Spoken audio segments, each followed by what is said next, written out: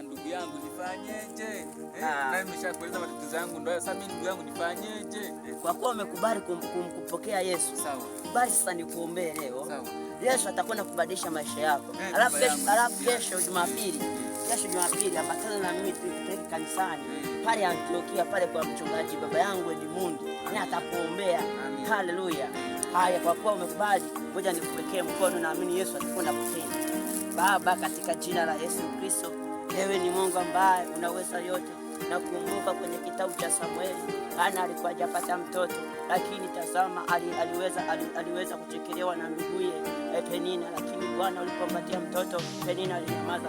Baba, mpatie taji lake huyu mtoto wako katika jina la Yesu Kristo. Tazama mtoto ameondoka, tazama watoto wake Bwana ameondoka, lakini amebaki peke yake, hajabaki peke yake, amebaki na wewe. Wewe ndio tegemeo lake katika jina la Yesu Kristo. Heshima na utukufu yote ni vya kwako. Amen. Barikiwe sana ndugu yangu. Barikiwe sana. Kesho tuambatane sote kanisani. Amen. Amen.